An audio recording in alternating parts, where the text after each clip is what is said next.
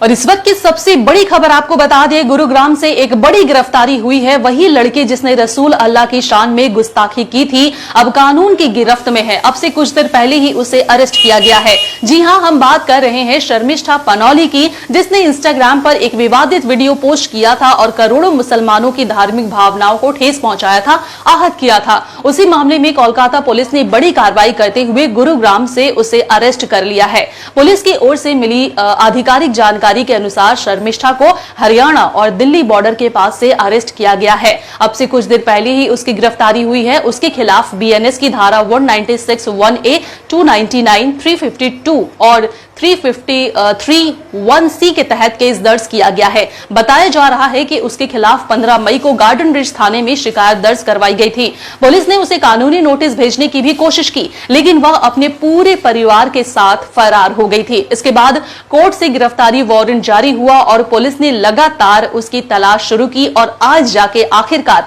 गुरुग्राम में उसे अरेस्ट कर लिया गया है। अब से कुछ देर पहले ही उसे अरेस्ट किया गया है। अब शर्मिष्ठा को स्थानीय अदालत में पेश करने के बाद ट्रांजिट रिमांड पर कोलकाता लाया जाएगा। यह खबर मुस्लिम समुदाय के लिए एक बड़ी राहत मानी जा रही है, क्योंकि बीते 20 दिनों से, जी हां ध्यान से सुनिएगा, बीते 20 दिनों से देश भर में इसके खिलाफ विरोध प्रदर्शन हो रहे थे। महाराष्ट्र से लेकर बंगाल तक कोलकाता पुलिस हेडक्वार्टर लाल बाजार तक का घेराव किया गया। एआईएमआईएम पार्टी ने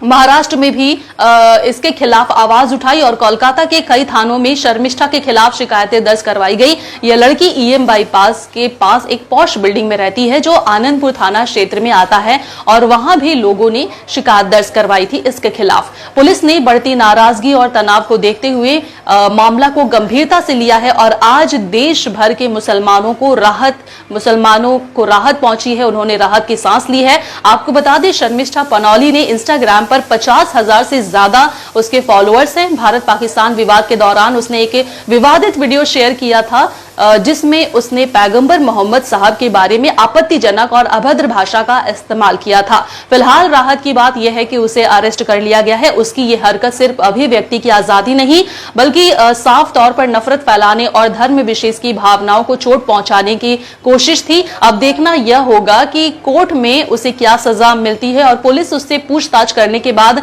आगे किस तरह से जांच को आगे बढ़ाती है और जांच के बाद क्या कुछ खुलासे निकल के सामने आते हैं। इंतजार करने वालों को इतना ही मिलता है जितना कोशिश करने वाले पीछे छोड़ के चले जाते हैं। आप भी क्या कर रहे हो भैया? दिन भर समय वेस्ट कर रहे हो। अब समय आ गया, अपने समय को इन्वेस्ट करना है। अपना व्यापार चालू करा के दे रही है कंपनी। अभी का भी कॉल कीजिए।